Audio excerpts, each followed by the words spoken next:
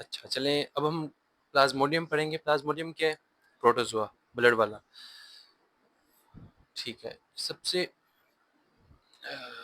यहाँ से शुरू करते हैं। अच्छा, shortest pre erythrocytic phase of which plasmodium falciparum की सबसे शॉर्टेस्ट है, लॉन्गेस्ट मलेरिया की है। अच्छा, ये सबसे खतरनाक जो है ना ये फाल्सिपेरम है, तो इसलिए इसकी सबसे शॉर्टेस्ट है मतलब प्री एरिथ्रोसाइटिक फेज़ ना जल्दी चला जाता है एरिथ्रोसाइट्स में और जो मलेरियल है वो उसकी लॉन्गेस्ट है। लॉन्गेस्ट इंक्यूबेशन पीरियड भी मलेरिया का ही है, मतलब सब बहुत ज़्यादा टाइम लगता है इसको एज़ कम्पेयर टू बाकियों के। अच्छा 5 स्पीशीज़ हैं, जो सबसे खतरनाक है वो है ये फाल्सिपेरम। ये क्या करती है ये मैलिग्नेंट मलेरिया करवाती है मतलब सेरिब्रल मलेरिया भी करवाती है, साथ में किडनीज़ को इफ़ेक्ट करती है। क्या कहते हैं हीमोग्लोबिनूरिया करवाती है, ब्लैक वाटर फ़ीवर भी इसे कहते हैं ना और इसका इर्रेगुलर पैटर्न होता है कि आपको मतलब ख़ास पैटर्न नहीं मिलेगा, आज हो रहा है, कल हो रहा है, परसों नहीं हो रहा, चौथ को हो रहा है, 2 दिन बाद फिर हो रहा है, ऐसे। ठीक है, ख़ास पैटर्न नहीं मिलेगा। जबकि आप वाइवेक्स में देखो जो कि एशिया में, पाकिस्तान में मोस्ट कॉमन है, इसमें 48 आवर साइकिल होगा, इसको कहते हैं टर्शियन फीवर मतलब हर तीसरे दिन होगा। आज हुआ, कल नहीं होगा, परसों होगा, ठीक है? चौथ को नहीं होगा, फिर उससे अगले दिन होगा, मतलब एक पहले दिन होगा, तीसरे दिन होगा, 5वें दिन होगा, 7वें दिन होगा, इस तरतीब से जाएगा।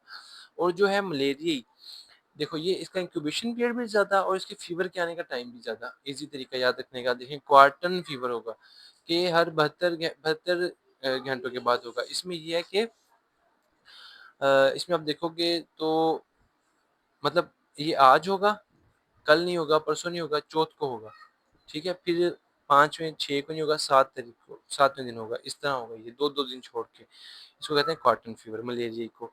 और ओवेल आ गया, ओवेल का भी यही टर्शियन ही होता है, इसके हिसाब से वाइवेक्स के साथ ही होता है ये भी। और ये एक और टाइप है, इसका नहीं मुझे आइडिया। अच्छा चलें, सेरेब्रल मलेरिया कौन करवाता है? Plasmodium falciparum. Black water fever करवाता है plasmodium falciparum, black water fever. Quadrant malaria कौन करवा रहा था? Malariae, plasmodium मलेरियाई।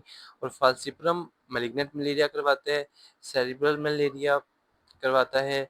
उसके अलावा देखें एक 40 साल का बंदा था, पाकिस्तान में आया बेचारा पहली दफ़ा, तो फ़ीवर हो गया उसको 2 दिन के लिए फ़ीवर रहा, उसके बाद हेडेक, कन्फ्यूजन, कोमा में चला गया, रीनल फंक्शंस डिरेंज हो गए, ब्लड प्रेशर में देखो तो एचबी इतनी कम होगी उसकी ना और बोन मैरो ठीक काम कर रहा है, 10% है, तो ये कौन है? फाल्सिपरम मलेरिया, सही है। अच्छा और 44 इयर्स का आया है बिज़नेसमैन, अभी थाईलैंड से होके वापस आया है, तो क्या होता है पीरियोडिक हाई ग्रेड फ़ीवर हो रहा है उसे, बॉडी एक्स है, चिल्स है, हाइपोटेंशन है, मोस्ट लाइकली प्रिलिमिनरी डायग्नोसिस क्या है? मलेरिया। मतलब ये प्रेजेंटेशन के हिसाब से अपनी याद रखना है। A child complains of fever, rigors and chills, severe headache, hepatosplenomegaly, nausea, vomiting, Giemsa stain positive. ये ना जिम्सा स्टेन लेते हैं जो मलेरिया ना, ये ग्राम स्टेन नहीं लेते, प्रोटोजोआ होते हैं, तो ठीक है प्लाज्मोडियम है अपने पास। मलेरिया हेमोलिटिक अनीमिया करवाते हैं, ये तो हमें पता है। और ये आप सारी स्टोरी देखें तो इसमें आपको ये देखें बनाना शेप्ड गैमेटोसाइट्स मिलेंगे। अच्छा हमारे अंदर है ना ये क्या करते हैं जो इंसेक्ट होते हैं उसके अंदर होते हैं स्पोरोजोइट्स, वो हमें जब हमें इंजेक्ट करते हैं स्पोरोजोइट्स इंजेक्ट करते हैं, हमें फिर ये गैमेटोसाइट्स बनते हैं। गैमेटोसाइट्स फिर वो हमसे जब वो हमसे चूसता है इन्फेक्टेड पर्सन से, तो गैमेटोसाइट्स मतलब जाते हैं जो हम में से उसमें जाएँगे, फिर जाके स्पोरोज़ाइट्स बनेंगे, फिर वो हमें स्पोरोज़ाइट्स फेंकेगा ना नए बंदे में, तो इस तरह ये ट्रांसफ़र करते हैं। मतलब पता नहीं क्यों, क्या वजह कि हम में ही आके इन्होंने गैमेट्स बनाने होते हैं, गैमेटोसाइट्स हम ही आके बनाते हैं। तो ठीक है, अब अपने पास आ गया कि वही आ गया कि बनाना शेप्ड है, क्रिस्टल शेप्ड है, इसी वजह से ना इसको फाल्सिपेरम भी कहते हैं, मतलब फाल्सिफॉर्म शेप की वजह से, ये समझाए हुए। अब ये कुछ सिनेरियोज़ हैं डिफरेंट डिफरेंट टाइप के। देखो कोला कलर्ड यूरिन हमने किस-किस में देखा? जब भी हेमोलिसिस होगी तो कोला कलर्ड यूरिन तो आएगा। तो अब वो देखिए आपने सिनेरियो पे देखना है। ये तो सिंपल है आप सब कर लेंगे कि एक मदर है उसका बच्चा था, उसको कोला कलर्ड यूरिन हो गया और हिस्ट्री देगा पहले है ना सोर थ्रोट की। तो कौन है ये? पीएसजीएन, पोस्ट स्ट्रेप्टोकोकल ग्लोमेरुलोनेफ्राइटिस। ये तो हो गया आसान था। आगे चलते हैं। अच्छा 30 साल की औरत है, 30 साल की औरत है, एक विलेज में है, उसको फीवर, वीकनेस, राइगर चिल्स सब कुछ हुआ और अब कोला कलर्ड यूरिन आ रहा है, 2 दिनों से, 2 दिनों से आ रहा है, इतनी जल्दी आ रहा है एक तो, और दूसरा कोई हिस्ट्री भी नहीं है किसी ड्रग की। सही है, ड्रग की हिस्ट्री होती ना तब हम G6PD सोचते हैं, ड्रग की हिस्ट्री नहीं है, कोला कलर यूरिन आ रहा है। तो अब ये क्या चीज़ है, और ये कोई 2 हफ्तों का भी नहीं बता रहे कि जो हम सोचें कि ये PSGN है, ऐसे भी वो बच्चों में ज़्यादा कॉमन है। तो क्या है, फाल्सिप्रम मलेरिया। अच्छा, अब 6 साल का बच्चा है, 4 दिन की हिस्ट्री है हाई ग्रेड फीवर की, अच्छा 4 दिन की हिस्ट्री है, तो PSGN भी less likely. High grade fever है, जॉन्डिस है, कोला कलर यूरिन आ रहा है, और एंटी मलेरियल्स लिया था उसने। अब जो ये एंटी मलेरियल्स आ गए ना यार, अब ये काम खराब कर देते हैं। बंदा सोचे तो यार ये वो भी तो हो सकता है अपने पास, फाल्सिप्रम भी तो हो सकता है। क्यों भाई, वो कोला कलर यूरिन नहीं करवाता, ठीक है, एचबी कम है, लेकिन रेटिक्स काउंट ठीक है, मतलब बोन मैरो का मसला नहीं है, लेकिन ये है G6PD डेफिशिएंसी। मतलब एमसीक्यूज में अगर उसने बता दिया ना कि एंटी मलेरियल ली है, तब आपने ज़्यादा सोचा कि G6PD डेफिशिएंसी है। ऐसा नहीं कुछ बताया, एंटी मलेरियल लेने का नहीं बताया, बस ये बताया कि बुखार शुखार हुआ, chills, rigors, Cola coloured urine, तब आपने सोचना कि ये फाल्सिप्रम है, इस तरह आपने लेके चलना है। सही है। अब ये देखें, इसने प्रीमा क्वीन ली है मलेरिया के लिए, तो G6PD डेफिशिएंसी होगी। अच्छा, हैंस बॉडीज बता दिया, अब तो मसला खत्म हो गया ना। अगर ये हमें बता देना तो काफ़ी चीज़ें आसान हो जाए। मैकेनिज्म ऑफ पायरीमेथामीन एक ड्रग है, तो उसका क्या मैकेनिज्म है, वो इनहिबिट करती है डाईहाइड्रोफोलेट रिडक्टेज को। सही है। अच्छा, अब हम इनको देखते हैं ड्रग्स को, जो है ना आसान है बहुत। वाइवेक्स, ओवेल, मलेरिया, इनके लिए क्या है, क्लोरोक्वीन हम देते हैं। लेकिन अब जो क्लोरोक्वीन है ना, ये हिप्नोजोइड्स को नहीं मारती। हिप्नोजोइड्स क्या है, आप कह लो डोरमेंट फॉर्म होती है जो लिवर में की मलेरिया की रह जाती है, उनको नहीं मारती। तो इसकी वजह से आपने अगर सिर्फ क्लोरोक्वीन दोगे ना, तो वो बाज़ वक़्त रिकरेंट हो रहा होता है, वो हिप्नोजोइड्स दोबारा जिंदा होके मतलब डोरमेंट फॉर्म से निकल के आ रहे होते हैं। तो उसको मारने के लिए प्रीमा क्वीन देनी होती है, प्राइमा क्वीन, ठीक है। अच्छा, जो फाल्सिपेरम है, इसमें आपने आर्टिमिसिन बेस्ड कॉम्बिनेशन देने होते हैं कि जिनमें आर्टी ये आर्टिमिसिन है, ये बड़ी खतरनाक ड्रग्स है। सीवियर अगर हो तो आपने आईवी आर्टिसोनेट देना है। बाकी वो कहते हैं पैरासाइट काउंट अगर 10% से ज़्यादा है तो एक्सचेंज ट्रांसफ्यूजन कर दो, और ये सब कुछ लिखा हुआ है, ये आपने देख लेना है। अच्छा, प्रोफिलैक्सिस में क्या है, क्लोरोक्वीन है अपने पास। प्रोफिलैक्सिस में क्या है अपने पास, क्लोरोक्वीन देते हैं आप। इफ क्लोरोक्वीन रेजिस्टेंट एरिया हो तो आपने ये इनमें से कुछ देना है, मेफ्लोक्वीन या फिर इस तरह, ठीक है, और सब कुछ लिखा हुआ है। A patient with recurrent malaria हो रहा है, जबकि आप मॉस्किटो नेट्स भी इस्तेमाल कर रहे हो, रिपेलेंट्स भी इस्तेमाल कर रहे हो, मतलब अब मॉस्किटो आके नहीं कर रहे बार बार। अब ये जो है ना, ये वही वो अपना जो हिप्नोजॉइड से वही बार बार निकल के आ रहे हैं, तो इसको प्रीमा क्वीन दो आप। Best drug for chloroquine resistant Plasmodium falciparum mefloquine है। सही है, ये रट्टा मारने वाली बातें हैं। Malarial parasite is transferred into human blood sporozoites, और टू मॉस्किटो गैमेटोसोइड गैमेटोसाइट, ठीक है। तो किस स्टेज में इनएक्टिव रहता है, हिप्नोजोइड की फॉर्म में, डोरमेंट स्टेट हिप्नोजोइड। प्लाज्मिड प्लाज्मोडियम फाल्सिप्रम क्या है, ये स्पोरोजोन है, स्पोरोजोन कहते हैं। मतलब प्रोटोजोआ पढ़े थे ना हमने, प्रोटोजोआ जो यूनिसेलुलर यूकेरियोट्स होते हैं, उनमें से जो स्पोर्स बनाते हैं ना, उनको कहते हैं स्पोरोजोन। सही है, तो ये वो है, स्पोर बनाते हैं, हमने देखा स्पोरोजोइट है जिसके जरिए हमें ट्रांसफर होता है। अच्छा, one of the following malarial parasite does not complete erythrocytic phase of schizogony in 48 hours, Plasmodium malaria, ये इसका लॉन्ग होता है लेटेंट पीरियड, आपको मैंने बताया।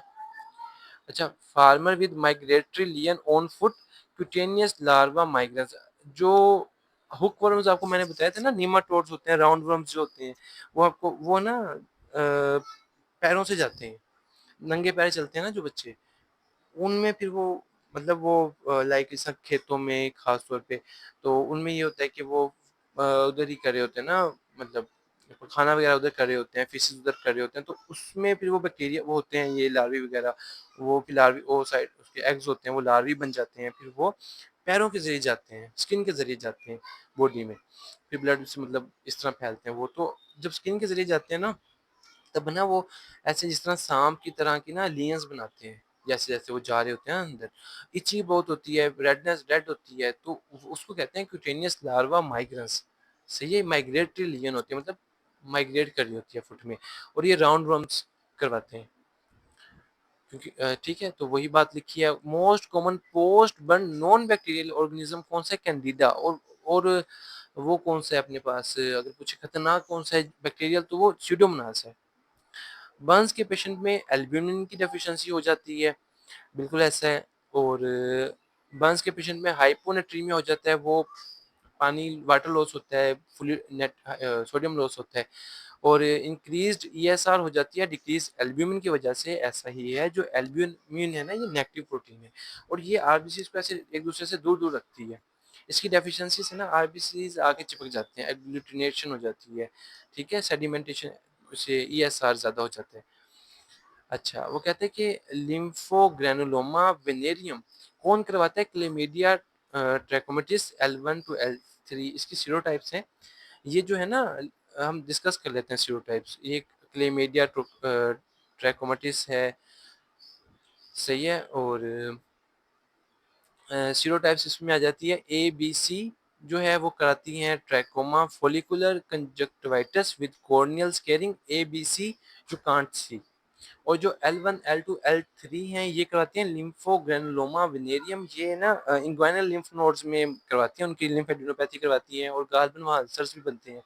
तो ये सेक्सुअली ट्रांसमिट होती है। तो इसमें है अपने पास लिम्फोग्रेनुलोमा वेनेरियम, सही है। अ, अच्छा चले, L1 L2 और 3 इंग्वाइनल रीजन, ठीक है। और सीरोटाइप्स D to K एसटीडीज के थ्रू फैलता है, मतलब एसटीडीज कराती हैं। एक बंदा है वो थाईलैंड से, हो क्या है डायरिया और डोनट शेप सिस्ट आ रही है, क्रिप्टोस्पोरिडियम, एचआईवी का पेशेंट है ये। अच्छा, 11 साल का बच्चा है, डायरिया था, विलस एट्रोफी थी। हमने क्या सोचा? हमने सोचा इसको है ग्लूटेन डिजीज, हमने ग्लूटेन फ्री डाइट दी, नहीं ठीक हुआ तो जियार्डियासिस। ओबीस पेशेंट है, ओरल हाइपोग्लाइसीमिक दे रहे थे, कोई डायरिया हो रहा है और मेटालिक टेस्ट आ रहा है, तो वो कौन है? मेटफॉर्मिन है, डायरिया करवाती है। अच्छा, scenario of recurrent respiratory infection बार और साथ में chronic diarrhoea, cystic fibrosis easy. Cystic fibrosis, उसमें उससे क्या होता है? उसमें ब्रोंकाइटिस का रिस्क बहुत ज़्यादा हो जाता है। और एंटीबायोटिक्स ले रहे थे 2 माह से, अब डायरिया हो रहा है। एंडोस्कोपी की तो स्यूडो मेम्ब्रेन है, तो कौन है ये वाइट विद वाइट पिचेस? ये अपने पास क्लोस्ट्रिडियम डिफिसिली की बात हो रही है। ट्रैवलर्स डायरिया का ड्रग ऑफ चॉइस क्या है? नोरफ्लोजेसिन मोर देन डाइफेनॉक्सिलेट, रट्टा मारने वाली बात है, नोरफ्लोजेसिन, ठीक है। तो मतलब यूं कह लो कि ट्रैवलर्स डायरिया था, घूमता फिरता था, तो उसको कहा कि भाईजान बस नो फ्लोजेसिन, मतलब ज्यादा फ्लो नहीं करना, ज्यादा घूमना फिरना नहीं है, just to remember. Dementia, diarrhoea, dermatitis pellagra की फाइंडिंग्स है, और नायसिन की डेफिशिएंसी से होता है, जो कि विटामिन B3 है। ये आप उसमें बायोकेमिस्ट्री में बड़े अच्छे से इन सबको देखोगे। डेथ की वजह से, डायरिया की वजह से डेथ किस में हो जाती है? वाइब्रो कोलेरा में, राइस वाटर डायरिया, डिहाइड्रेशन के साथ बच्चे आते हैं। Organism responsible for sudden death due to food poisoning, clostridium botulinum, respiratory paralysis करवाता है। अच्छा, वुल्वर इचिंग है, बर्निंग है, और पिंक कलर का, ग्रीनिश कलर का फ्रोथी डिस्चार्ज आ रहा है, वजाइनल डिस्चार्ज आ रहा है, तो कौन है? ट्राइकोमोनास वेजिनैलिस। ये क्या है? ये भी एक प्रोटोजोआ है। बैक्टीरियल वेजिनोसिस, ये क्या? ये है गार्डनेला वेजिनैलिस करवाते हैं, ये बैक्टीरिया है, सही है। ये क्या करवाएगा? ये फिशी ऑर्डर आएगी वजाइना से, उसमें से ना, वजाइनल डिस्चार्ज में से फिशी ऑर्डर आएगी, और साथ में ये लो बर्थ वेट और प्री टर्म लेबर भी करवा सकते हैं, अगर इसका ड्यूरिंग प्रेगनेंसी हो ना इन्फेक्शन। और इसकी ट्रीटमेंट क्या है? वही मेट्रोनिडाजोल। जो ट्रिकोमोनास वेजिनैलिस है, इसकी क्या है? मेट्रोनिडाजोल ही है, लेकिन दोनों पार्टनर्स को देनी है आपने। और इसमें कैसे प्रेजेंट करेगा? येलो ग्रीन डिस्चार्ज होगा, इचिंग होगा, बर्निंग होगा, और स्ट्रॉबेरी सर्विक्स होगी, फ्रोथी डिस्चार्ज होगा। कैंडिडा अगर करे तो चीज लाइक डिस्चार्ज आएगा, इची होगा। फंगल इन्फेक्शन सारे इची होते हैं। अब female with fishy smell, fishy smell किसमें आती है? गार्डिनेला वेजिनोस, गार्डिनेला। अच्छा, ये देखें, ये वेजिनोसिस है, ये वेजिनेलिस है, सही है ना।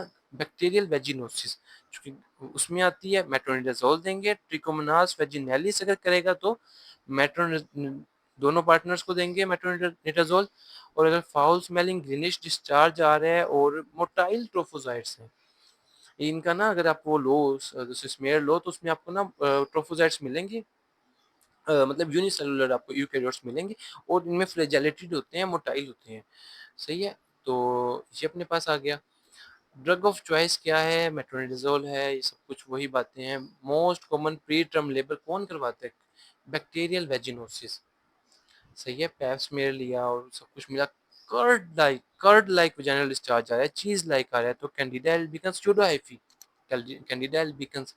अच्छा, बॉयल ऑफ नोज, स्किन के मोस्ट कॉमन इन्फेक्शंस कौन करवाता है? ये दाने वगैरह, स्टेफाइलोकोकस ऑरियस। जो बैक्टीरियल कंजंक्टिवाइटिस भी यही करवाता है।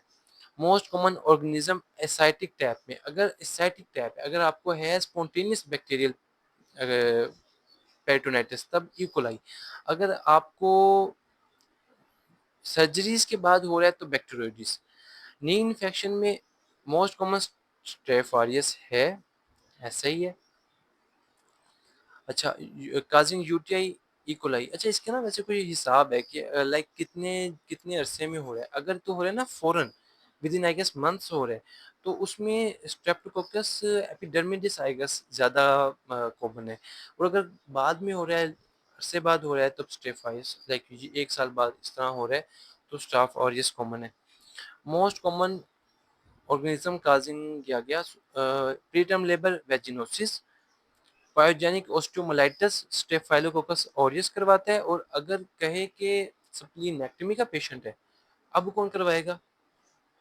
सॉरी, सिकल सेल पेशेंट है, अब कौन करवाएगा? सल्मोनेला। सिकल जो है ना, उसमें ये करवाता है Salmonella. Most common organism causing pyogenic liver abscess E coli. opportunistic infection in patients with HIV, pneumocystis jirovecii. Most common organisms spread by blood transfusion products, Hep B। सही है।